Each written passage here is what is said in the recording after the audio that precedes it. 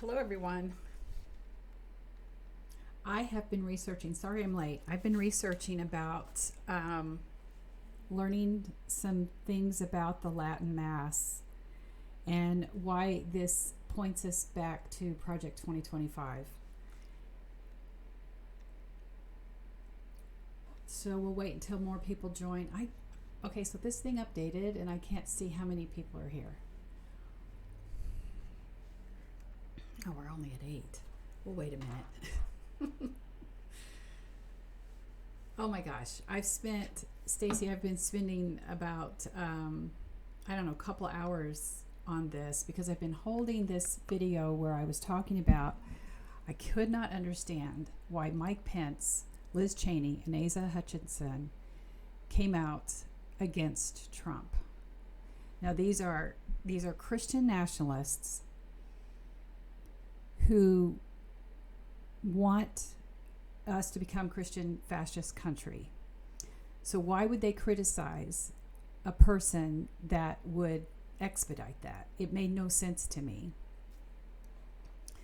And then I saw a video from Stella Maggs that actually got taken down, but I was able to find it elsewhere and downloaded it. And she had done some research on the Latin Mass, which also confused me why Harrison Butker had spent so much of that speech criticizing the Catholic Church. I mean, he went right against the leadership of the church, and I could not figure that part out. There was a lot of stuff there that was incredibly sexist and racist and homophobic. It was everything, and all of that, of course, confirms that he supports this Project 2025.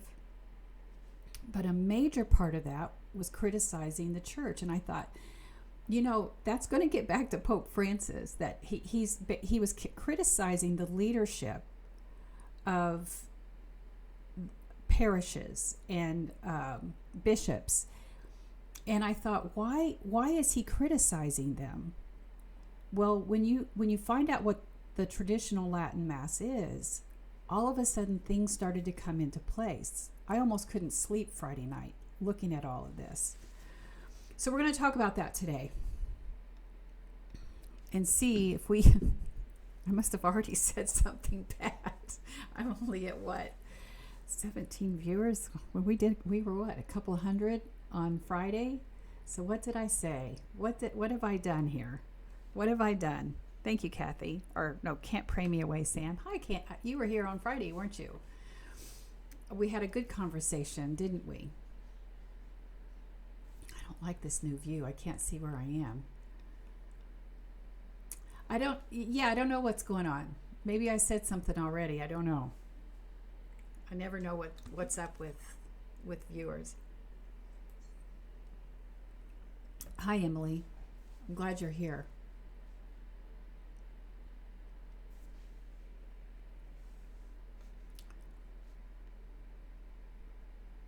Sherry, I'm glad you're here as well.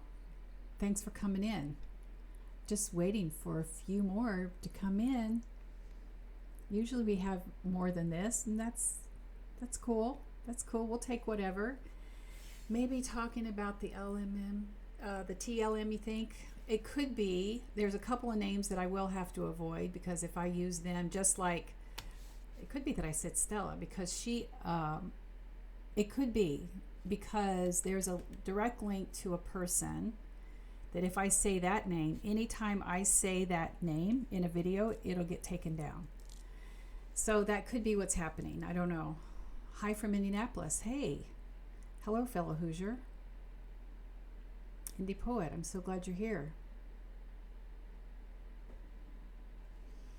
All right, but so while we're waiting for a few, let's try this. While we're waiting for a few more people to join, what is it you'd like to talk about? Any questions?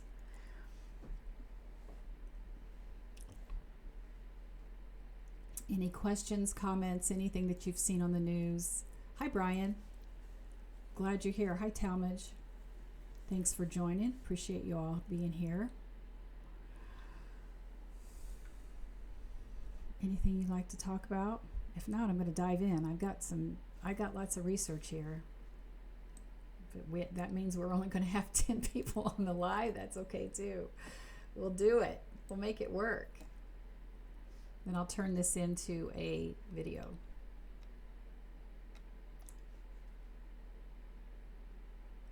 Can't Pray Me Away Sam says Harrison Butker's wife said he was defending motherhood. Thoughts? Well, I think she believes that. Okay, thank you, Stacy. I think she believes that. I think she's very much indoctrinated into that religious patriarchal belief. And so when he said that his wife was proud to give up her dream of a career to support him in his career and become a mother, I think she believes that. She's not only comfortable in her indoctrination, she's willing to carry water for the patriarchy. And there's also that, because for her that comes with a lot of privilege. Let's face it, she's living a pretty nice life with a husband who's in the national spotlight, making millions, not just on his career but endorsements. She doesn't have to worry about the normal things that people have to worry about in everyday life. She is definitely living a life of privilege. So how much has she really had to sacrifice? Now, I'm not saying that she might not have hopes and dreams that she didn't have. That doesn't matter to her. She's living a life that is probably admirable for many of us. People would envy what she's able to do because of her status and her proximity to the patriarchal power. I mean, it's obvious that her husband is not only reinforcing this patriarchic ideology for the family side, the familial side, but also religious patriarchy, which is what that speech was all about. That speech was nothing but propaganda. That speech was recruiting people to this movement. So thank you, Home Garden Dogs. User 762 says, thank you for all that you're doing. Sorry, I just joined. Who are you referring to? We were talking about Harrison Butker. And, gosh, I already had to block somebody. That's okay. Hey, that sex educator, it's been a while. Thanks for being here. Thanks for being here. Rustin says, notice how his mom is staying out of it. Would love to hear her take on it. Yeah, I looked a little bit for her as well and didn't see much. And I wonder if his turn to this almost like originalist Catholicism, I wonder where she is on that. If that was after he met his wife and they married, or what part of his life. Yeah, Salt's mom says he doesn't need that second income. Yeah. That's a harder responsibility for women who are indoctrinated in that and do have a career and also are expected to have the majority of the workload inside the home. And that's very much a reality for women inside that religious patriarchal structure. So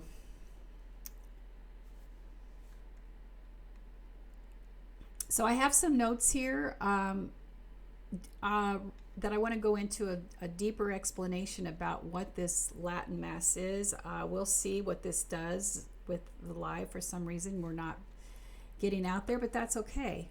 Some of the most powerful experiences I've ever had is with the smaller group. So let's dive into this.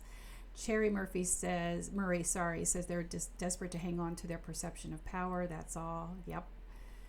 This sex educator says this is such a wild viewpoint. One thing if you want it for your marriage, but don't try to force it. Well, we're certainly living in a time of these Christian nationalists who believe that they have the right to religious oppression. And don't forget, in 2022, I'm going to look this up so I can say exactly what it is that Mike Pence said. In 2022, Mike Pence said, quote, "The radical left believes that religious freedom means freedom from religion, but it's nothing the American founders ever thought of or generations of Americans fought to defend.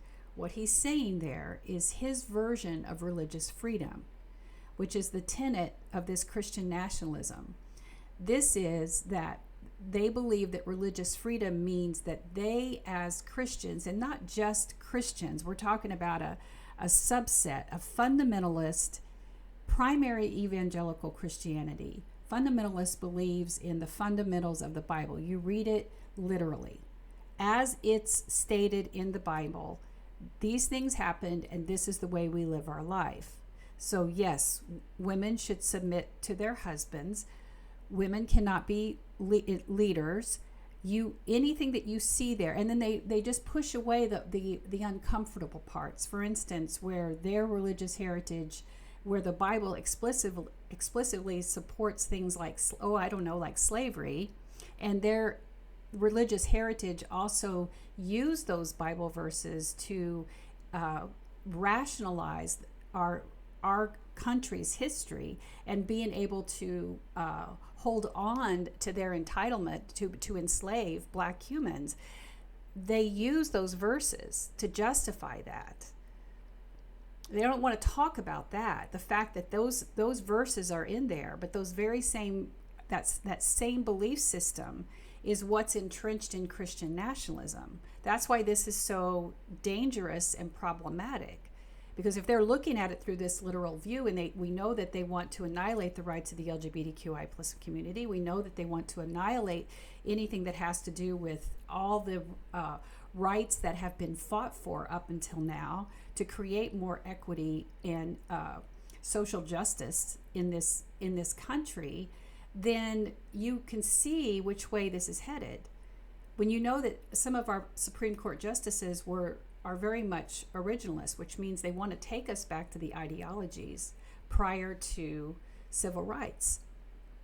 So yeah, this is a big problem.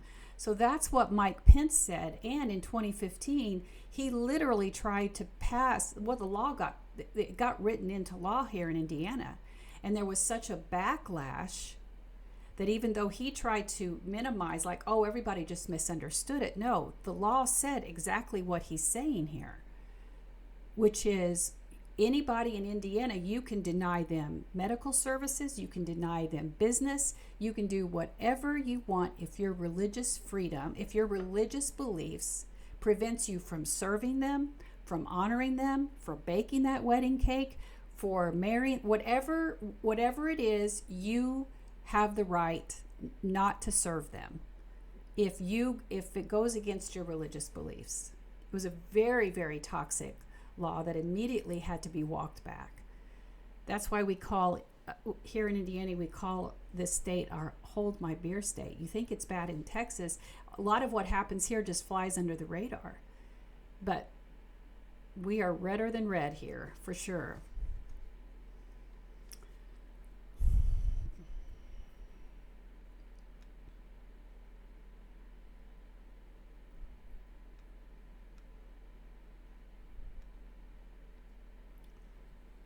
Hi, Veronica.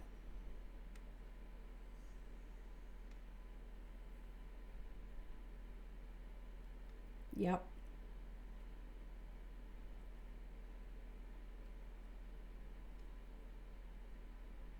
I'm sorry, Stacy, I didn't see the pinned comment. I don't see him up here.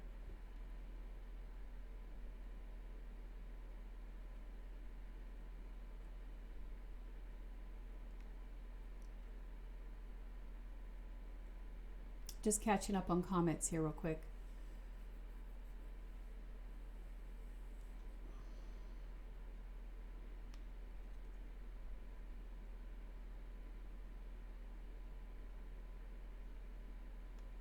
Yeah, we are a hold my beer state, for sure.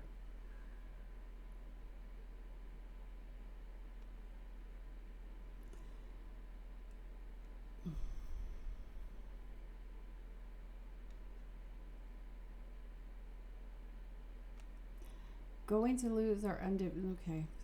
All right, let's go into a deeper dive about this Harrison Butker speech, and I'm going to put this username in the comments because I want you to go see a video that she has on her account right now. She's done a lot of research on this, on the Latin Mass. So let's see what happens when I say that. Because this speech was a lot more than just about being Catholic. Like some people want to defend this as saying, well, why are you upset about this speech? He was just espousing his Catholic beliefs, and he was. You're absolutely right. I think a lot of people were upset because the minimizing of the value of women by saying that they had been lied to. So of course that's going to feel like an affront, and it absolutely is, especially when you find out that yes, they talk about the overwhelming applause and the standing ovation, but there were a lot of people there who took offense to his remarks. However, like I said, what really bothered me about that speech, yes, everything he said, and the fact that he was basically espousing everything that's in Project 2025. So if you've done any research on Project 2025, then you know that he was basically just giving you the talking points from this being an authoritarian agenda that threatens the human rights and our version of democracy, but it's going to eliminate the rights of the LGBTQI plus people. If you have never done any research on Project 2025, this is what you need to know. It's going to eliminate the rights of the LGBTQIA plus people. No, Lynette, I'm not seeing your messages. Are you putting them inside the chat? Are you putting them here in Slack, or are you putting them inside the messages? No, I'm sorry, I didn't see them. I see them now, sorry.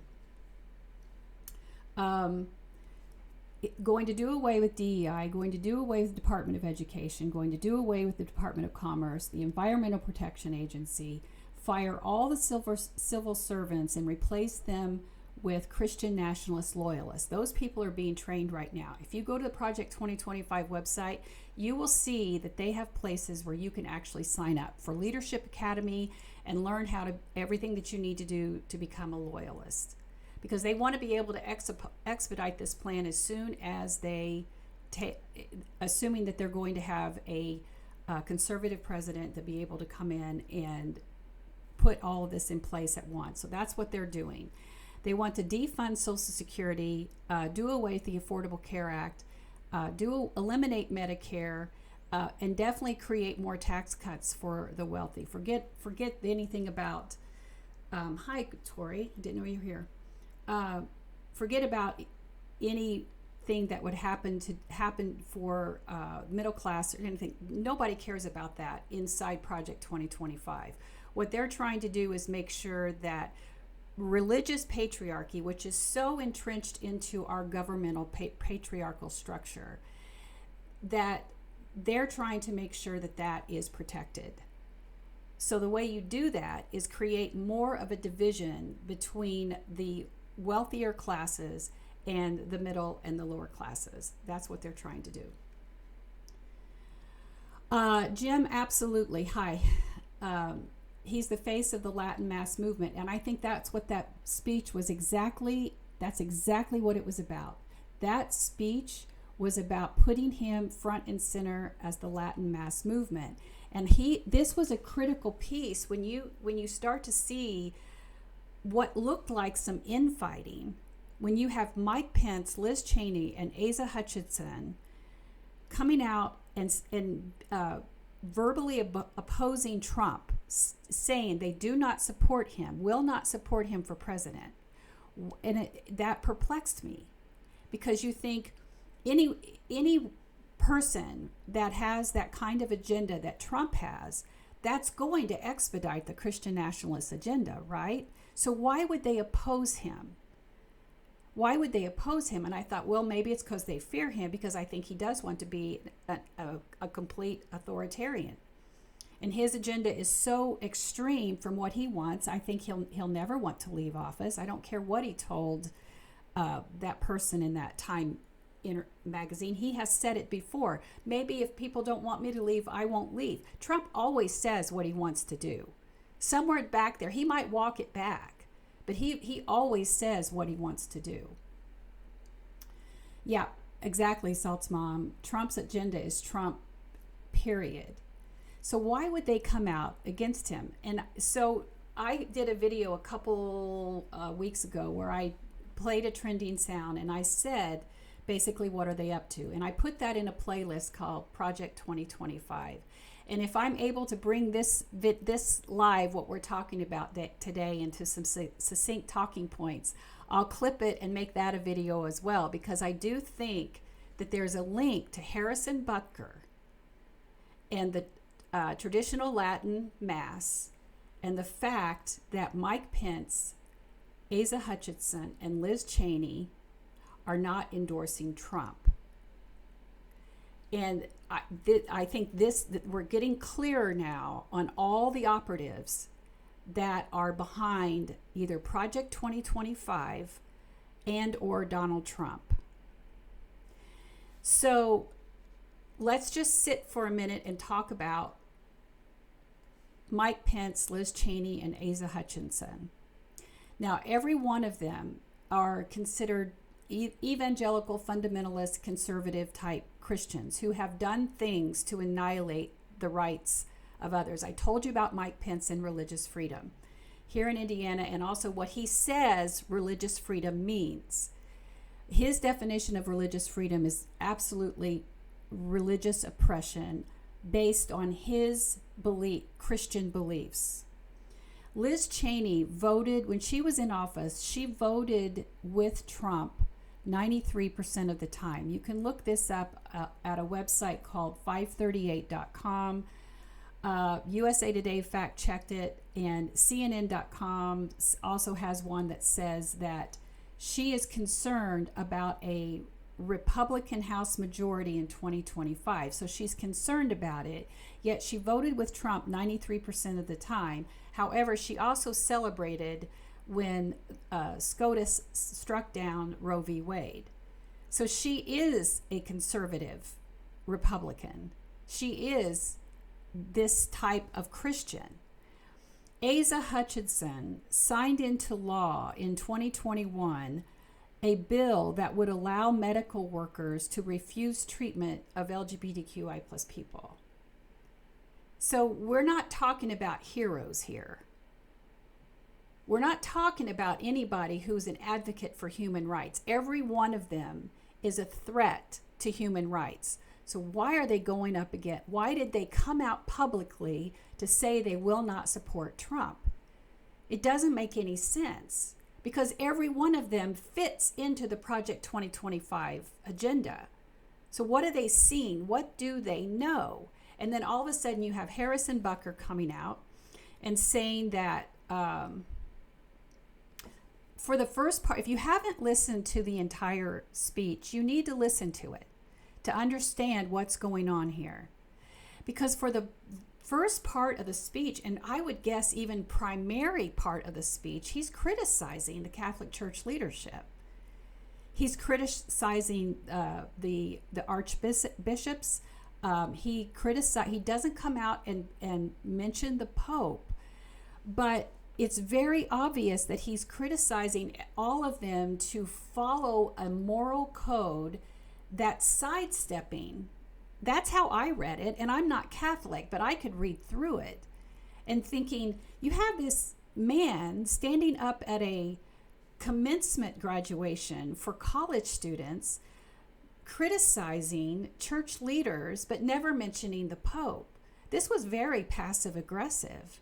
And if I'm Pope Francis, who's known as to be a more liberal minded Pope, he certainly has moved the church closer to a more popular stance when it comes to being more open-minded, if you will. And apparently that's not gone over very well. And this has completely gone off my radar because I'm not Catholic. So all of a sudden he's talking about this traditional Latin Mass, and he's talking about telling them that wherever they go in their careers, to make sure they find a church who's offering this traditional Latin Mass. Well, what's interesting, I'm going to pause here in a minute and catch up on comments. What's interesting about this traditional Latin Mass is that it's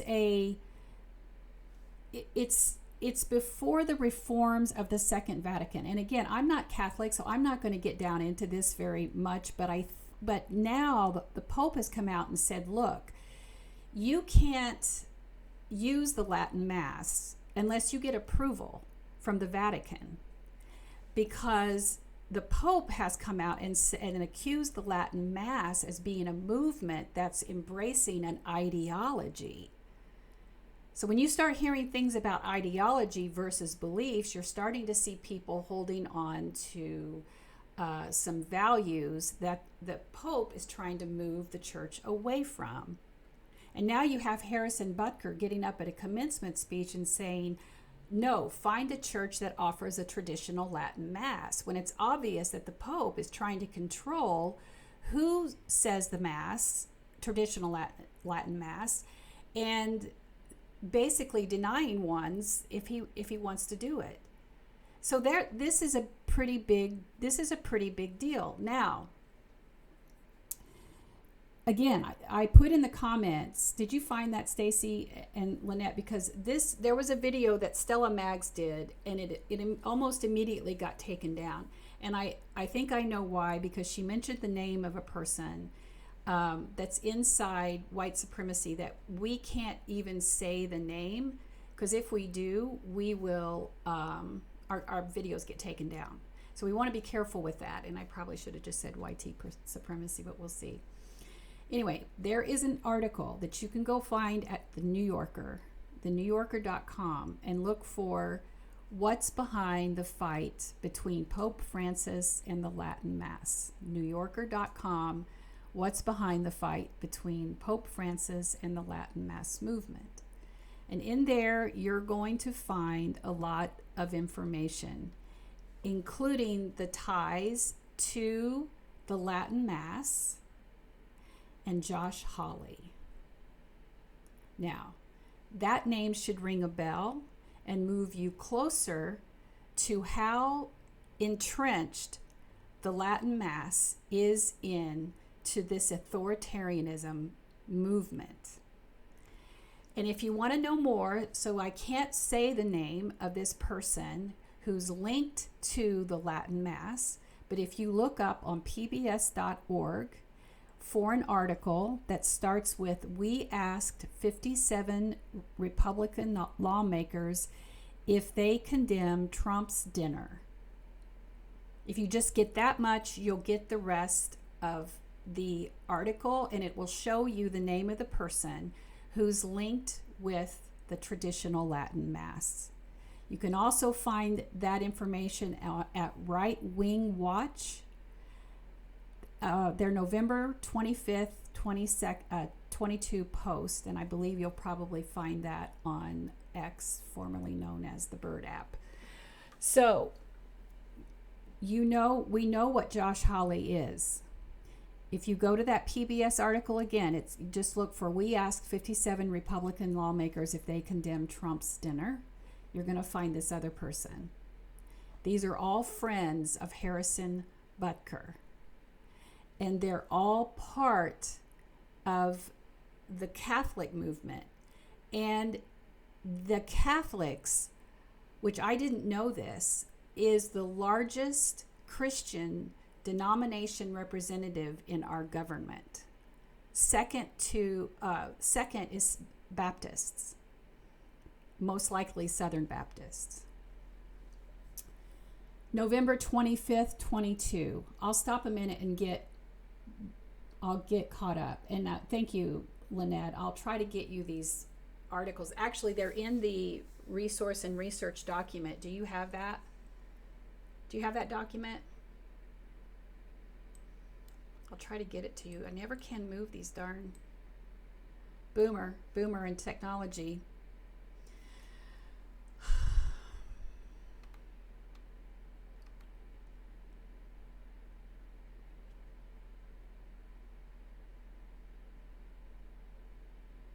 Thank you, Witch of Endor, reincarnated. Kathy, we're talking about Harrison Butker, but we're going into a deep dive of the Latin Mass movement. Now, here's where it gets really interesting, because as soon as I heard Stella, and again, I want to give credit to Stella for the work that she did, and I hope that there's a way that we can, the video that she had taken down is very, very powerful. And but please go find her account. Stacy and Lynette, be sure to share her account, because the work that she did to put a lot of this together is really important. But here's what's really interesting now. You have Harrison Butker, who is endorsing this traditional Latin Mass, who spent the majority of this commencement speech talking about finding a church that offers this traditional Latin Mass. It's very clear that this was a recruiting speech. This was to elevate him as a leader of this movement, to put him front and center, because the other faces that like Josh Hawley and the one that you'll find in those articles, are too problematic. They've got too much baggage with them. So you have Catholics. Then you have Mike Pence, Liz Cheney, Asa Hutchinson, who are Christian, evangelical Christian. Now, any one of you who has ever been in an evangelical church or sat in a Bible study knows that there is a deep divide. And I'm not talking judgment, I'm just talking reality here. I'm talking reality. I sat through Bible studies that were nothing but talking about why other religions were going to hell, including Catholics. It was an 8-week Bible study, standing room only. So there is no way on God's green earth that evangelicals are going to not feel threatened by a power move inside the Catholic Church. Are you feeling this? Am I crazy? I don't think I am. So the other part that Stella brought up, which is very important here, is this is like the piece that brings it all together. Let me find it here. Not too long ago, in one of his rambling speeches, Donald Trump said, they're coming after me, they're coming after you, and they're coming after the Catholics. What does that even mean? That doesn't make any sense unless you see the people that are behind Donald Trump. And when you go to those articles that I just gave you, it starts to make sense. He's aligning with the people that are entrenched in this traditional Latin Mass movement. That's why Mike Pence is not endorsing him. They're worried about what happens if Donald Trump gets into power. They're worried about evangelicals not being the ones in power. That's why they're willing to take a chance on Trump losing and hoping that whatever is happening with Mike Johnson, because I can't figure him out. He's all over the place supporting, even though he's a Southern Baptist, he's all over the place supporting Catholics. I even found an article where he was interviewed in one of the Catholic online magazines, and he was talking about redacting the FBI report that you'll read about in the New Yorker that was talking about the threat inside the traditional Latin Mass movement. And you start to put all these things together, and you can see that inside this Christian nationalist agenda and movement, there's some infighting going on. and there's some weakness, but don't mistake any of that doesn't mean that this still isn't a huge threat. It is. But we have to pay attention to just how much and how desperate they're willing to, that they are to try to hold on to power by trying to even be more aggressive with their agenda. Now, here's what I think is really scary about what Pence, Cheney, and Hutchinson are thinking. They think that even if Biden gets elected again, that they still have enough power in Congress to continue with their Project 2025 agenda. Because if you look, it's already happening. We know that, let me just look, because I keep telling you about the ACLU, but we're just going to go check it because I haven't looked at it in a long time. Well, a week.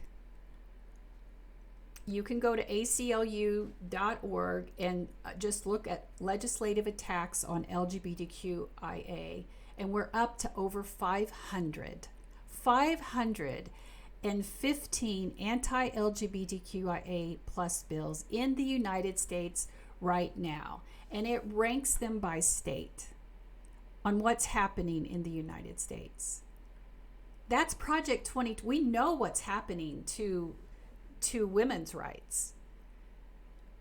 We know what's happening across thank you for the heart. We know what's happening across America right now, and that is definitely the Project 2025 agenda. So I think that Pence and Cheney know that there's the power. SCOTUS is giving states enough power to continue to annihilate human rights, that they're willing to take a chance to get rid of Trump because of his tie to the traditional Latin Mass, and then hold on to power long enough until they can put in their operative in president, as a president.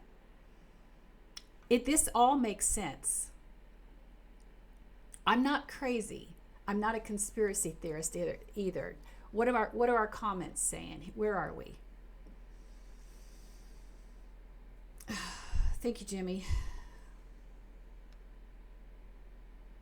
Yes, literal unicorn. He would be your arch nemesis. He should be. He is absolutely. Mike Pence is even scarier than Donald Trump. You know why? Because first of all, he's an attorney. He's smart. Donald Trump doesn't have the IQ of a pencil.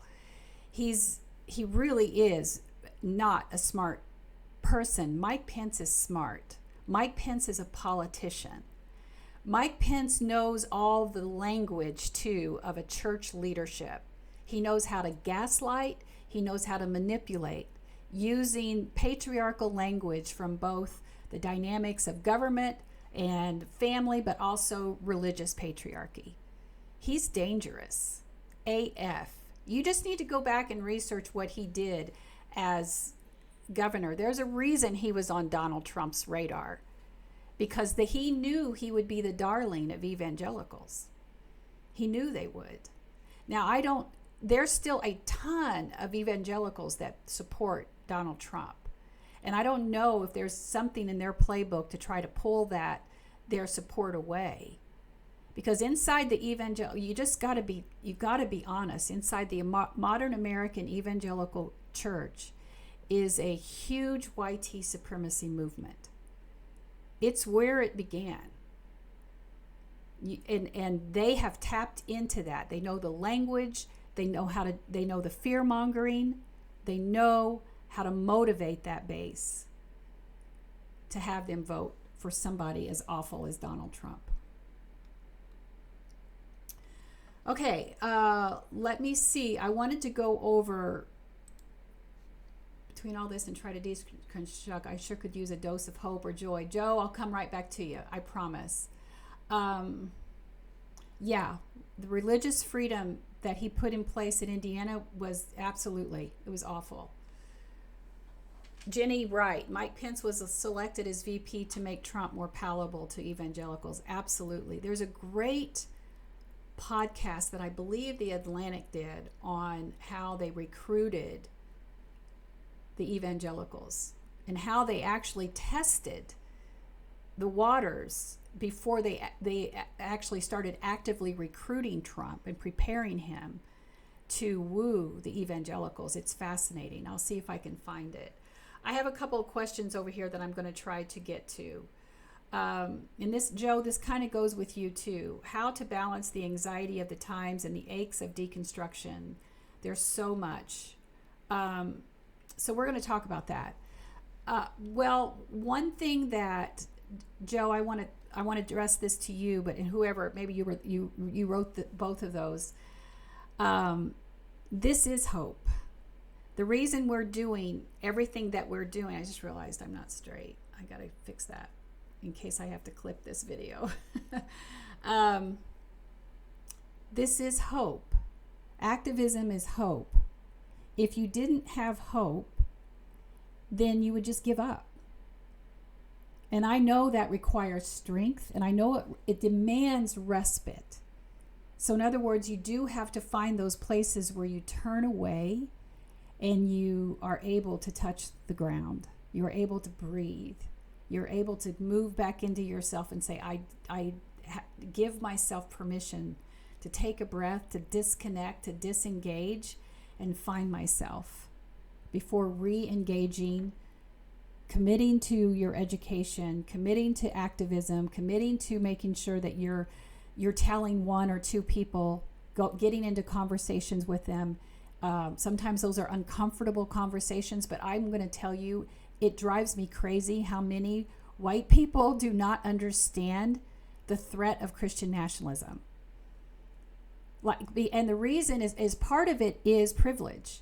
They think, well, it's not really going to bother me one way or the other, so why do I care? When we all should be absolutely terrified. Because there's nobody on this patriarchal structure that isn't going to be impacted. And if you are here as part of your spirituality and your growth and your deconstructing and your decolonizing, then you should absolutely feel a sense of responsibility for how your part for leaving this world better than you found it.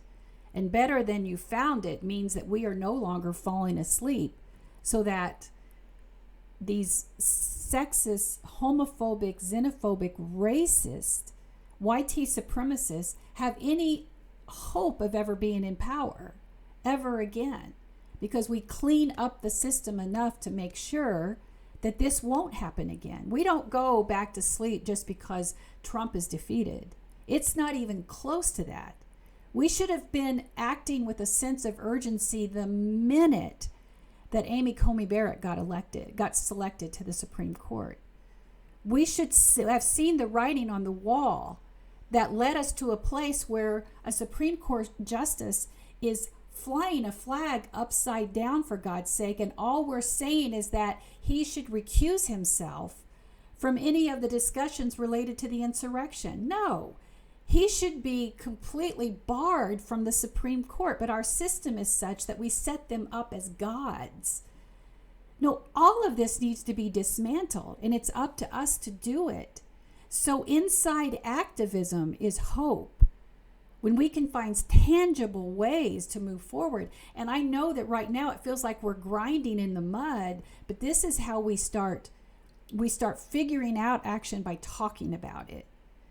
And I will be honest with you, at this point, I don't know all the answers. I don't even pretend that I do.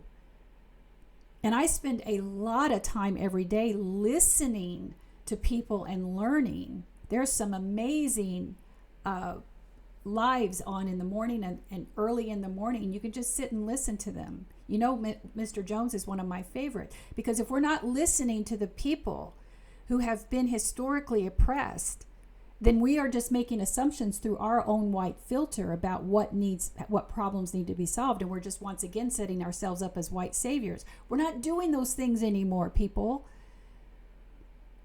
So yes, disconnect when you need a breath.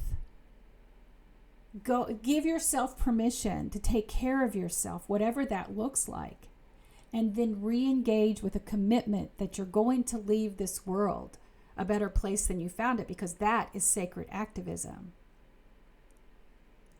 That is what spirituality has always been about.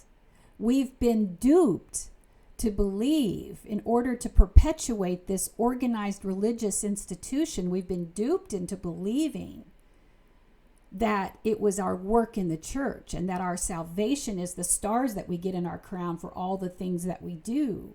When all along it's been about what we do here. That's heaven on earth. There wasn't any more modeling that needed to do than the work to dismantle those systems of oppression that Jesus was doing even in his time. I mean, let's face it, it took a lot of courage to walk into the temple and toss over those money exchange tables, which there was never any way that the historically oppressed in that society was ever going to be able to rise above where they were, because the system was corrupt. And the Romans in power were fine with it. They knew it was corrupt because the religious leaders were behaving and benefiting from that same system. And Jesus said no. And then all of a sudden he's on the radar of the Roman Empire. We have to move forward with that mindset that we're going to change it. We don't assume that those in power are going to do it, because we end up with broken systems like this. So it's our responsibility. That's our legacy. That's our legacy. Not how, I'm sorry, and if you're in church, this means, I mean no offense, but it is not how many Sunday church dinners you serve. It's how you are creating a better place in this world. And that's dismantling systems of oppression.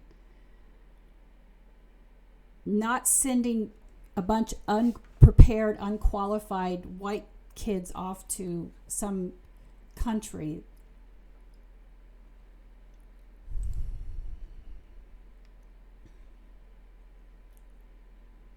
I'll stop there. Thank you for the gifts. Thank you for the love. Yes, literal unicorn. The two-party system has to be abolished. The system that needs to be abolished is the system, the patriarchal structure, because our democracy is sitting on this patriarchal structure, and that's what's flawed. The system is working perfectly, and so one of my viewers is the one who said that. Was it you, Salt's mom, if you're still here? But that's true. It's working perfectly because it's designed to protect white men in power. That's why we have such a skewed system. When you look at the demographics compared to the demographics of the United States, we have way too many white people in power still, because that system of patriarchy protects that. We don't have a system that engages and activates and amplifies the people of other demographics. And so that's the first thing that has to be addressed. How does our leadership, our civic leadership, become more representative of the United States of America? Well, when you have a system that was built to protect it, and a long time ago when they realized that the white man was being threatened by the changing demographics, they started to create systems to reinforce their power. That's why even with our system, and again, I'm going to vote. I'm telling you right now, I'm voting, and I'm going to vote for Biden, because I believe that's who I have to vote for now, because that's the only way we're going to protect Trump not getting elected. That's my decision. That's the way I see it. Do I feel like there are better options for leadership? I do, but right now our system, I have to work with the system that we have, and right now that's what our system is delivering. I want to see our system change, so that we're just not looking at one man approaching 80 and another in his 80s as our choices. We have to change the system.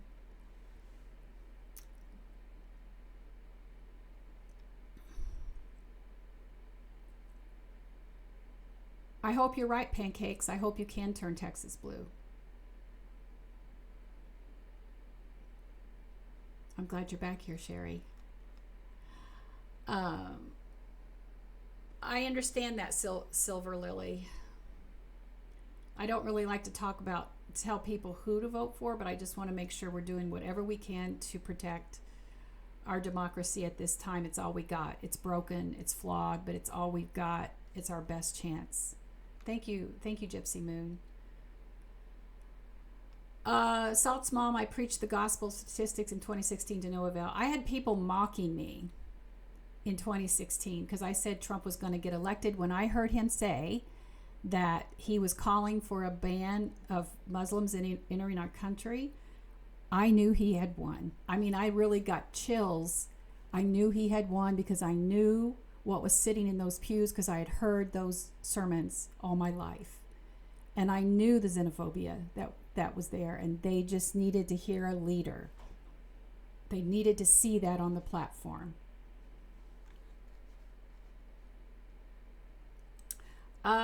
Somebody asked a question about why Biden hasn't done a rally in Atlanta yet. I don't know. I don't follow his politics that closely to know why he hasn't. We do not have a democracy. If we did, Biden and Trump would not be our only options. Yeah, it is definitely flawed, Starla, I'm sorry. It's definitely flawed. I think some call us an anocracy, ANOCRACY. Some political experts say we are closer to an anocracy because we have way too many political powers that are influenced by a lot of money and lobbying, that we aren't seen as a pure democracy, and we all know it's broken anyway. No, you're right, Mel. He can't defend that. I don't know what the last thing he was. Heather Cox Richardson did say something about him speaking about a ceasefire at a speech he gave for a commencement, maybe yesterday. But I don't know. I don't know what he said.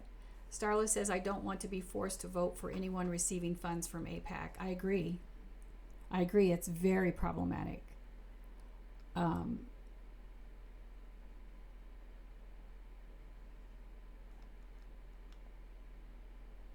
Sherry says we need to establish the barter system. So you're talking about capitalism, and I agree.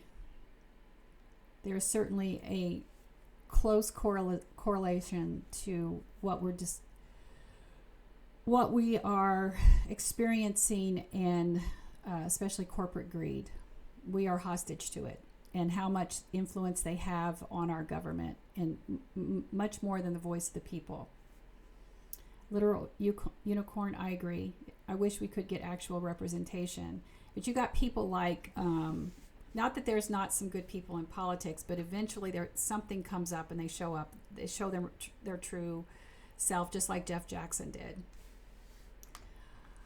But we need to vote for Joe to keep T out of the White House, or we will never vote again. Sherry, I do agree with that. Shaneko, yes, we are categorized as an anocracy. Neuroscience mom, the only representation we have are those with money, which most of us don't have. I agree. Lobbying is out of control. Yeah, so if you're not involved, mutual aid really became incredibly popular and much needed during the pandemic, and many of them are still going. Lisa, time for us to run. I'm 60 and running for the first time. Good for you, Lisa. Good for you. Much luck to you. Because it also is not just the national, it's local and state. If you look at not only what's happening on the state levels when it comes to the annihilation of the LGBTQIA+ and DEI initiatives or anything like that, you also have to look at school boards. You have to look at local elections, because that's where they're annihilating the book bans, putting in ridiculous rules inside schools, all of that. The rules such as anything you can do to ensure that the good teachers want to leave so that you can put in operatives. I think it might have been in Florida, but I'm not sure. I could research it, where the proposal was that you could put in pastoral counselors in place of school counselors because there were so many openings. Well, the reason there are so many openings is because the state legislatures are defunding public schools so much that there are no incentives for good teachers to stay. So this is very, very intentional. Then you can put in your operatives. Remember what I said was happening inside Project 2025. That's exactly what's happening. Someone asked about how do we put into lobbying? That, that goes into the whole restructuring of our government system. I mean, the whole thing needs to be dismantled. And I don't know what all of that looks like. Bill, yeah, unfortunately it is. I think you're right. All right, I'm getting ready. We're at an hour, and I'm going to have to hop off here soon. Money talks. Yes, it sure does. Any final questions? Did I catch all your questions, Lynette and Stacy? It looks like I did. You're welcome, Joe Mack. Lynette, I forgot to pull up the Q Live. Nope, got it right here. Let me look at these. I got a backlog of questions here. I'm going to look at real quick. It looks like okay. So we had a really good conversation on Friday about shadow work, and I don't want to shift gears. This has been such a good conversation that's been related to Christian nationalism and politics. So we're gonna save that for later. And someone asked, I do want to answer this one, and then we're going to call it a day. How do you resist Christian nationalism? As a Christian, how can we take action? There are a couple of groups. If you're not following, I'm going to make sure I get this innocent right. Man who just... Sorry, that's Stella. I want to make sure I get this group right. End Christian Nationalism. At End Christian Nationalism is here on TikTok. They also have a website. You can go follow them. There's also, I always forget this group. Let me see if I can find it.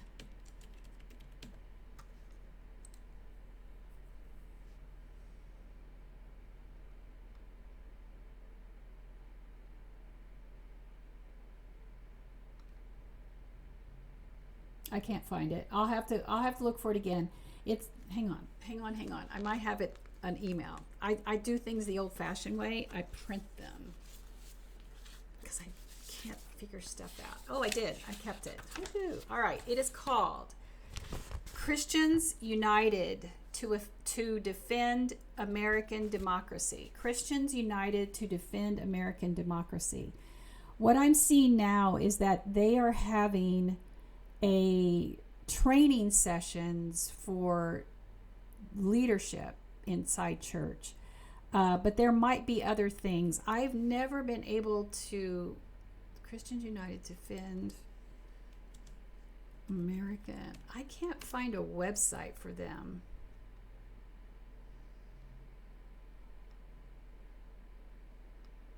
If I find a website, if you're interested, I can give you an email.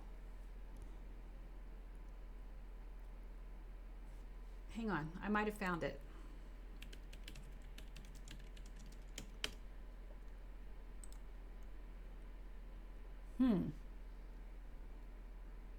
I think they're working with, Christians for Democracy are working with Organizing All of Us. If you go to organizingallofus.org, organizingallofus.org, here, I can put this in the chat.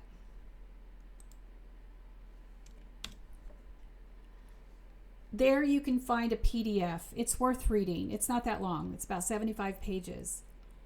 I believe there are emails in there, and that's how I found this group, Christians United to Defend American Democracy. And they're talking, the name of this is Organizing to Counter White Christian Nationalism and Build a Pro-Democracy Society. So this very much is talking about Christians leading the way to dismantle and fight Christian nationalism. I think there needs to be more effort or more emphasis on it being more secular. Because I want to, Debbie, I'm going to come back to your comment. Because I want to, I think it needs to be more secular, because I'm going to be honest, even when I was in church, we knew how radicalized some of Christian nationalism, we knew it was happening. That it was in our pews, it was in the pulpit, it was down the street. We knew it was, but you had this code where you really didn't talk about what the other churches were doing. And when in reality, we should have been, because there was a lot of groups lobbying for their beliefs to suppress the rights of others, and we weren't doing enough. So in some ways, the part of the rise of Christianity, of Christian nationalism, is partly to blame because of Christians. And that's just the truth.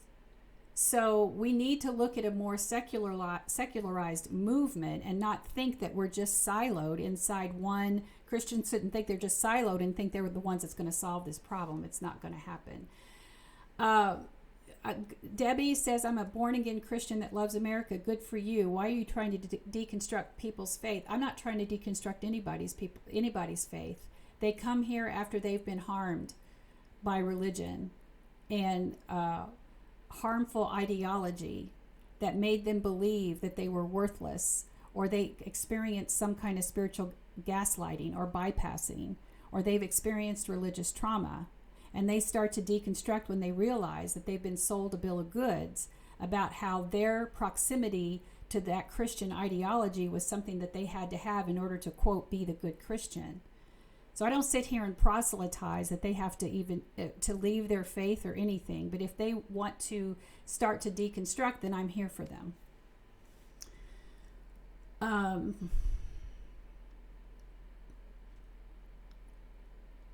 Yes, Cheneko, people are doing that themselves.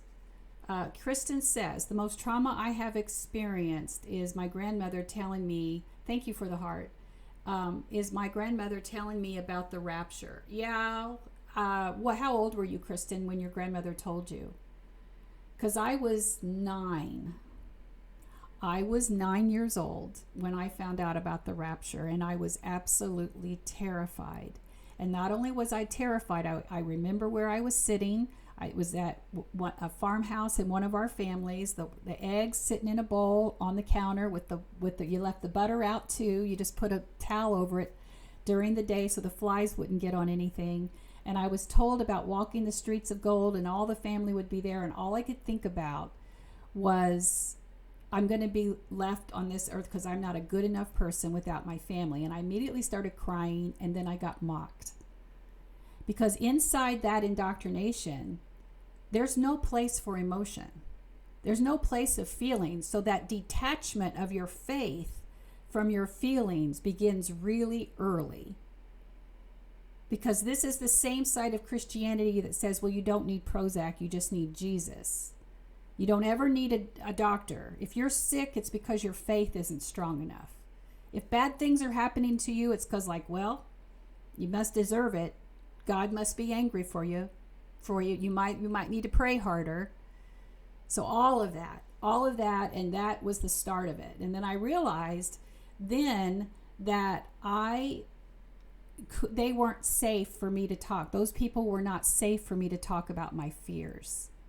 I didn't have anybody in my family who I could really, as a child at 9 years old, I learned to swallow down those fears because I couldn't show them to them. They weren't safe. They were going to mock me. So starting from that point in my life, I had no one to talk to. Do you know how many times that happens? Oh my gosh.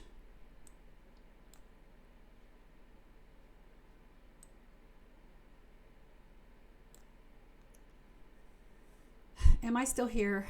I don't know why I get that. Anyway, yeah, so Cheneko says I was 10. Yeah, so then you learn that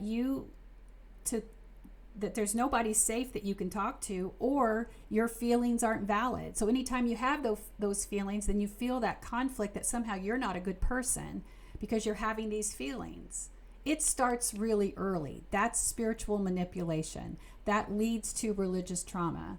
So for the person asking me why I'm deconstructing, or why I'm telling people to deconstruct, I'm not telling people to deconstruct. I'm telling people my story, and then all of a sudden they see themselves in my story and say, oh my God, I see that too. I've been holding on to that my whole life. And some of those people have been holding on that to so long, and they don't even realize it until they're in their 50s and their 60s of how much they've been holding on to, and realizing they've lost so much time trying to be that good Christian, when in reality they didn't have to be any of that. They could have shown up fully human, and understanding that our range of emotions help us process our human experience.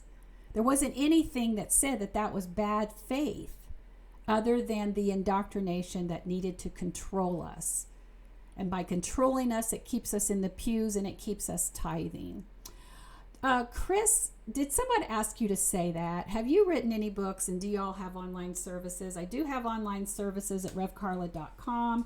I will be teaching a class later this month, called The Paradox of Gratitude, I think. This is my book. It's coming out in October, Deconstructing, Leaving Church, Finding Faith. It's available for pre-order right now. Pre-orders do help me. We'll be announcing some more about that later. Debbie says, my old church would never have listened to Bishop Emmanuel Mari at my old church, Baptist. Yep, I was raised Southern Baptist. So thank you for that question. Yep, Cheneko, or you're not praying hard enough.